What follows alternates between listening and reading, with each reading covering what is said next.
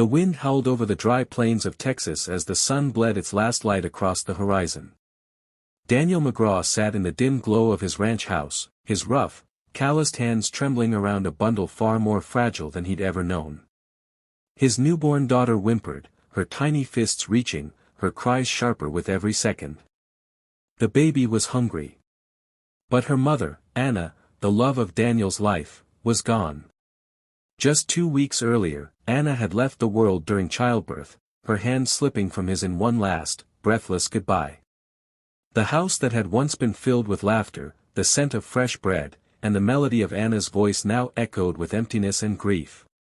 Daniel had wrestled cattle, survived droughts, even faced down rattlesnakes and storms.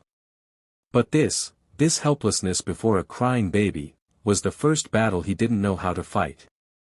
He had tried cow's milk, watered down the way his late grandmother once did, but the baby gagged, coughing, her face reddening with frustration. He had no stores nearby, no wet nurse, and no family close enough to come help. The nearest town was 20 miles away, and every passing night, Daniel wondered if his baby girl would survive until morning. As the cries pierced deeper into his heart, he lowered his forehead against hers and whispered, voice breaking. "Sweetheart, I don't know how to do this without her. I don't know how to do this at all." He had buried his wife on a hill behind the ranch, where wildflowers grew in spring. Each day, he carried the baby to that grave, telling Anna about their daughter's stubborn will, her tiny kicks, her searching eyes. He spoke to the soil as though Anna were listening, desperate for guidance. But the earth stayed silent. That night, as rain began to rattle against the tin roof, Daniel rocked the child in his arms, praying for a miracle. And then, there was a knock at the door. He froze.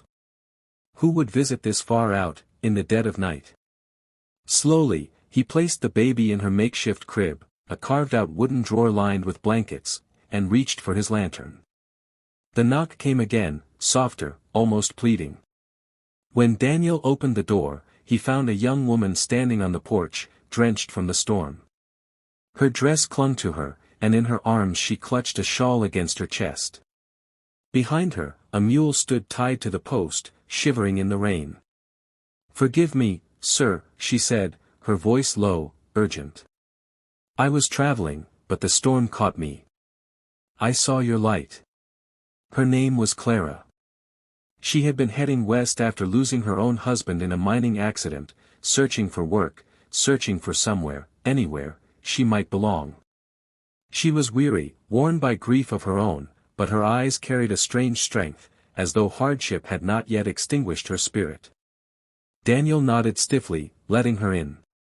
He wasn't used to strangers, especially women, not since losing Anna. Clara stepped inside, her gaze immediately falling to the sound of the